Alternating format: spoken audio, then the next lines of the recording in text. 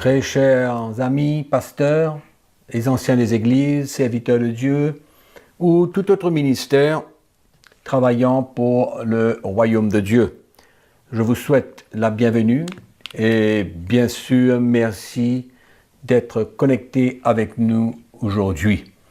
Nous sommes certains que nous aurons un merveilleux moment dans la parole de Dieu où la lumière de l'Évangile brillera davantage dans nos cœurs. Aujourd'hui, je veux partager avec vous comment être un fils dans l'Évangile. Un fils dans l'Évangile.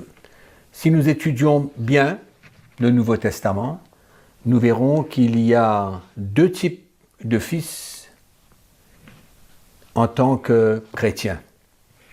Nous allons ouvrir notre Bible dans le livre des Galates, au chapitre 4, et nous allons lire 4 versets. Le verset 4 jusqu'au verset 7. Alléluia. Lisons ensemble, là où vous êtes chez vous. Mais lorsque les temps ont été accomplis, Dieu a envoyé son Fils, né d'une femme, né sous la loi, afin qu'il rachète ceux qui étaient sous la loi, afin que nous recevions l'adoption. Et parce que vous êtes fils, Dieu a envoyé dans nos cœurs l'esprit de son Fils, lequel crie « Abba Père ». Ainsi, tu n'es plus esclave, mais fils. Et si tu es fils, tu es aussi héritier par la grâce de Dieu. Alléluia. Donc nous voyons que quand un homme ou une femme est né de nouveau, a obtenu la rédemption de ses péchés, le pardon de ses péchés, il a le salut, il a la vie éternelle, l'Esprit de Dieu vient habiter en lui et il devient fils de Dieu, notre Père. Alléluia. Voilà ce qui se passe pour tous les chrétiens qui sont nés de nouveau. Nous sommes reconnus comme étant fils de Dieu. Nous ne sommes pas au même rang que le Fils de Dieu, qui est Jésus-Christ lui-même, mais nous devenons enfants de Dieu, nous devenons fils de Dieu, comme la parole de Dieu nous le déclare. Et la Bible nous dit, puisque nous avons été adoptés par la foi en Christ, nous sommes des fils, et si nous sommes des fils, nous sommes maintenant héritiers. Héritiers par la grâce de Dieu. Amen. Voilà un moyen d'être un fils dans le Nouveau Testament. Tous les chrétiens sont des fils de Dieu, ayant Dieu comme notre Père. Amen. Donc, 1 Corinthiens chapitre 4 maintenant, nous allons voir 1 Corinthiens chapitre 4, nous allons voir comment l'apôtre Paul va parler d'être engendré par l'Évangile et devenir des fils pour l'apôtre. Amen. Nous lisons le verset 15. Allez. Car même si vous aviez 10 000 maîtres en Christ, vous n'avez cependant pas plusieurs pères, puisque c'est moi qui vous ai engendré en Jésus-Christ par l'Évangile. Amen. Car même si vous avez 10 000 maîtres en Christ, vous n'avez cependant pas plusieurs pères, puisque c'est moi, Paul, en tant qu'un apôtre, qui vous ai engendré en Jésus-Christ par l'Évangile. Donc c'est clair que pour être engendré en tant qu'un fils, il faut un père. Et nous voyons que Paul, étant apôtre, nous avons étudié cela, nous avons vu ça dans les sessions précédentes, comment un apôtre, il a le cœur d'un père. Et cela fait partie de l'onction de Dieu sur sa vie. L'appel de Dieu dans la vie d'un homme pour être un apôtre, c'est Dieu qui l'équipe. C'est Dieu qui le oint. C'est Dieu qui le met à part. C'est Jésus qui le choisit. Amen. Et il transporte dans cet appel le cœur d'un père. Et c'est ça que l'apôtre Paul veut exprimer ici dans ce texte. Il dit, vous avez peut-être 10 000 enseignants ou 10 000 maîtres, des gens qui vous enseignent, qui vous exhortent, qui vous instruisent, mais c'est moi, l'apôtre Paul dit, c'est moi qui vous ai engendré. Engendré veut dire quoi? Prendre naissance par Jésus-Christ au moyen de l'Évangile. Je vous ai engendré en Jésus-Christ par l'Évangile. Le message, la révélation d'un message particulier que l'apôtre transporte dans son cœur, c'est la révélation de Christ, comme l'apôtre Paul dit dans son épître, dans le chapitre précédent, l'épître aux Corinthiens au chapitre 3, il dit « Par la grâce qui m'a été donnée, j'ai posé le fondement comme un sage architecte et que chacun prenne garde à la manière dont il construit là-dessus. » Donc Paul, en tant qu'apôtre, est bien au courant qu'il a posé un fondement, une révélation, un message particulier qui demande aux chrétiens de s'identifier à Christ. Christ est le fondement. Christ, le Fils de Dieu. Christ, mort sur la croix. C'est pourquoi nous sommes appelés à nous identifier avec Christ dans ses souffrances, dans sa mort et dans sa résurrection. Qu'est-ce que cela veut dire? Ce message que Paul transmet à l'Église, c'est ça qui va engendrer des fils qui comprendront qu'ils doivent être prêts et qu'ils sont prêts à se renier soi-même, à perdre leur vie, à prendre leur croix et de suivre Jésus, à accepter, à participer aux souffrances de Christ et à la mort de Christ, afin qu'en retour, ils puissent recevoir et transmettre la vie de Christ. Amen. C'est comme ça qu'un chrétien est engendré. Il devient un fils. Il comprend au travers de la révélation, du message que l'apôtre emmène dans l'Église, qui pose la fondation, et le message de la croix de Jésus-Christ devient clair pour le chrétien. Amen. Donc, maintenant, s'il reçoit cela et qu'il est prêt à embrasser ce message, à vivre ce message tous les jours de sa vie, à prendre sa croix, à payer le prix, il devient un fils ou une fille dans la maison de Dieu. Amen. Il est engendré. Il devient un fils. Il a saisi cette révélation. C'est clair pour lui. Sa vie ne l'appartient plus. Et quand il reçoit ce message et l'accepte, alors qu'est-ce qui se passe? Il devient un fils ou une fille. Amen. Et il a un père. Nous avons parlé de notre père, pas en tant que fils de Dieu, mais là nous parlons de notre père. On parle du père en tant qu'un apôtre, qui a des fils pour travailler avec lui, des fils pour comprendre la volonté de Dieu, le plan de Dieu en tant qu'un chrétien.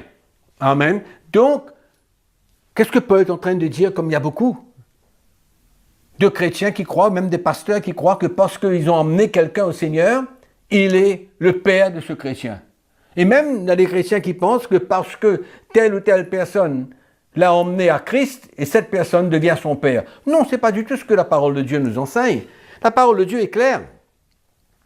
Paul, en tant qu'un apôtre, est celui qui engendre des fils dans l'Évangile. Par l'Évangile, par la révélation de l'Évangile. Amen. Donc ça doit être clair pour nous, d'une manière claire. Alléluia. Ok.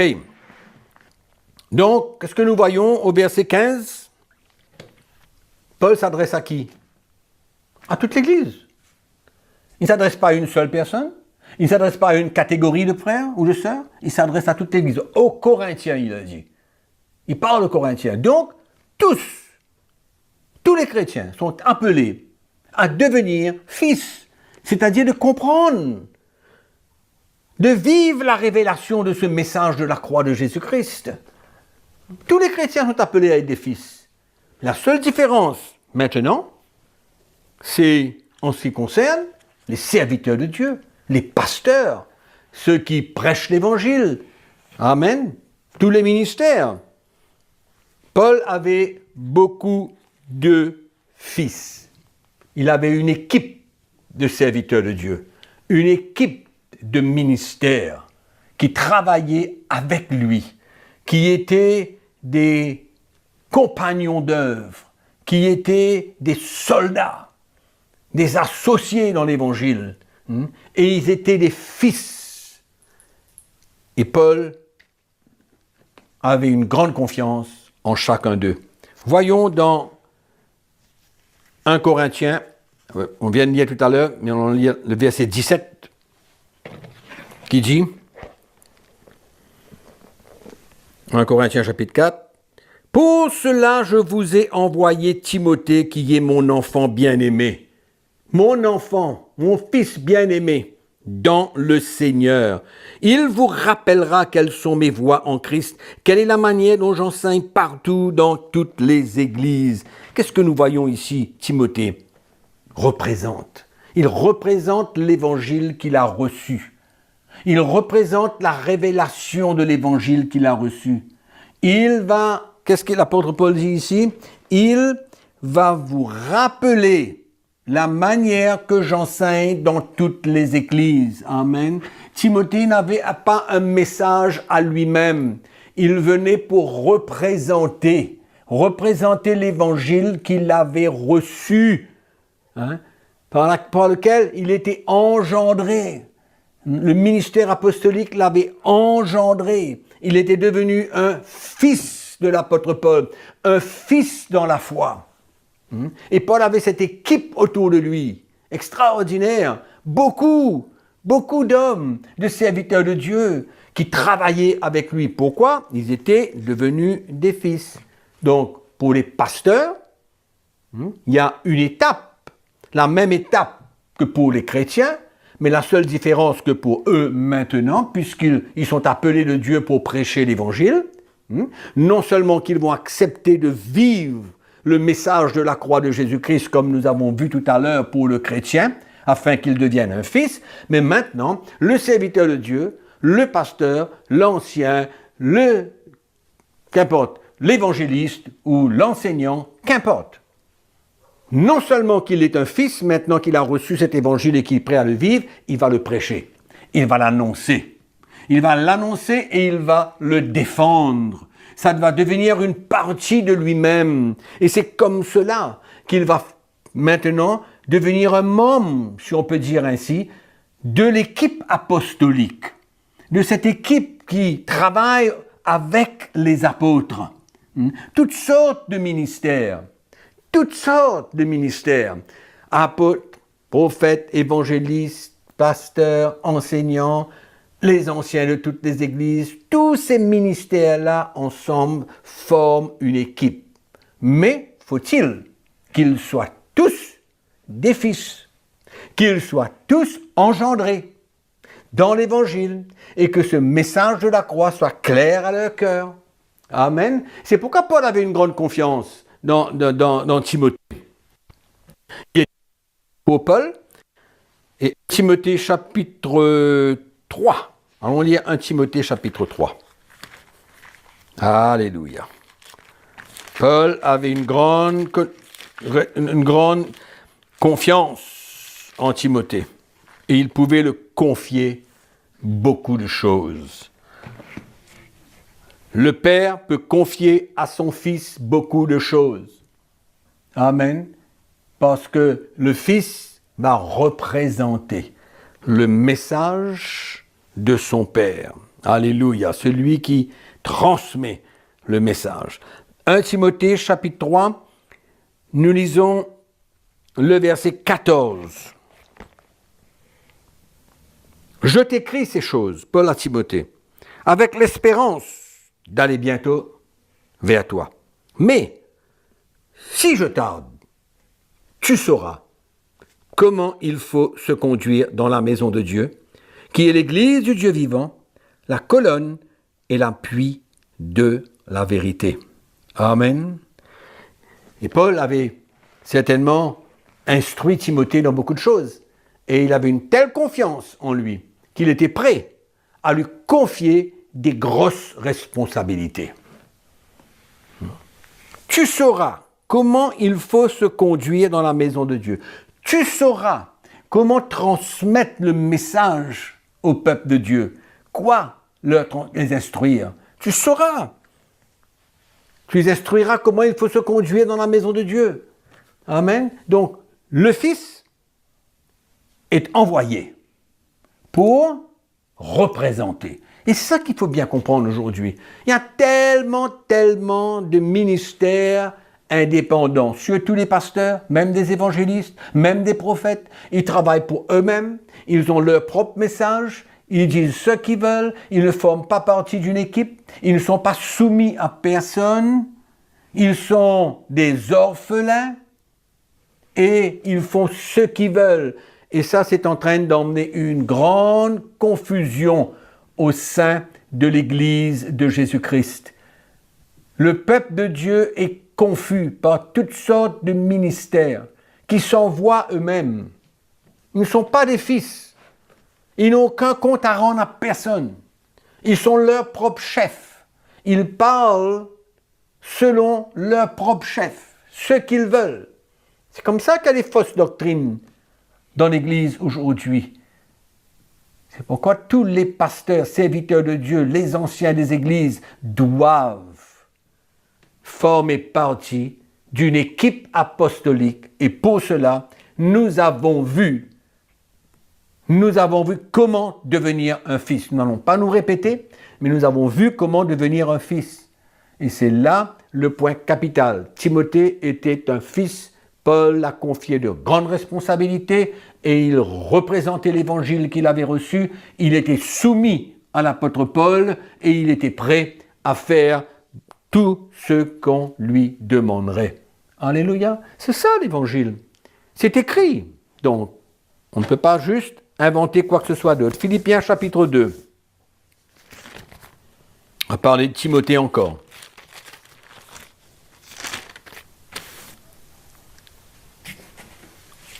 Philippiens chapitre 2, le verset 19. J'espère dans le Seigneur Jésus-Christ vous envoyer bientôt Timothée, afin d'être encouragé moi-même en apprenant ce qui vous concerne. Car je n'ai personne ici qui partage mes sentiments pour prendre sincèrement à cœur votre situation. Tous, en effet, cherchent leurs propres intérêts et non ceux de Jésus-Christ. Vous savez qu'il a été mis à l'épreuve en se consacrant au service de l'Évangile avec moi, comme un enfant avec son Père. Comme un enfant avec son Père. Alléluia. Donc, clair et net, encore une fois. Encore une fois, nous voyons clairement cette soumission, cette confiance. Pourquoi? Timothée était un homme soumis. Il comprenait qu'il n'allait pas faire l'œuvre de Dieu par lui-même. Il ne cherchait pas son intérêt comme beaucoup d'autres, l'apôtre Paul vient de le mentionner. Il ne cherchait pas son intérêt, il cherchait l'intérêt du royaume. Tout ce qu'il voulait, c'était aider à l'avancement de l'Évangile. Pas lui. Combien de ceux aujourd'hui qui prêchent l'Évangile pour eux-mêmes, afin d'être reconnus? Timothée n'avait pas ce genre d'esprit, il avait l'esprit d'un fils. Il savait que quand il partait, il allait représenter. Il n'était qu'un envoyé de Dieu, qu'un envoyé de la part de l'équipe apostolique. Et c'est comme ça que ça fonctionnait dans l'Église du Nouveau Testament. Et Paul avait cette confiance. il parle de Timothée d'une manière absolument très encourageante.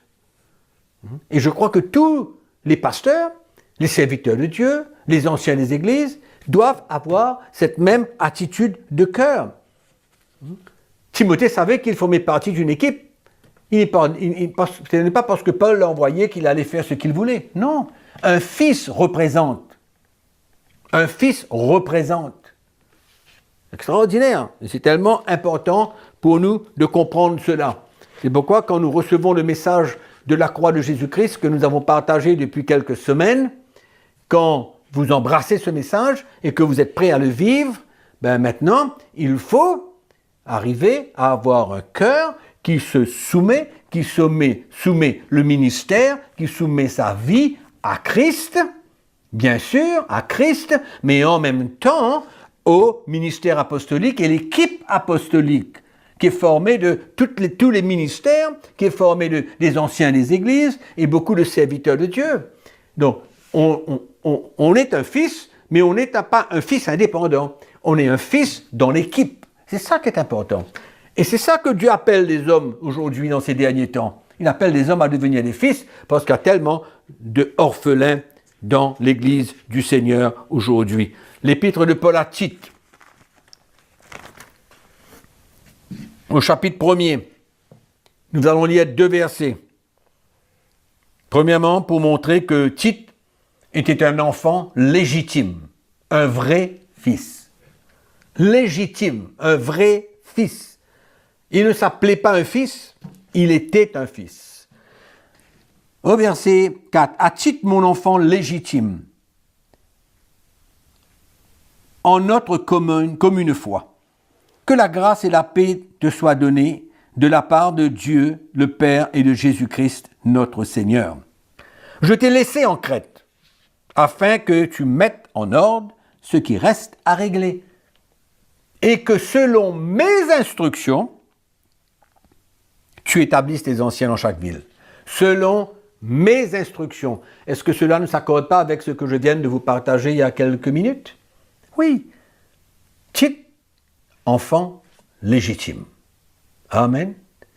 Envoyé parce que Paul le faisait confiance. Parce qu'il était un enfant légitime. Un fils légitime. Amen.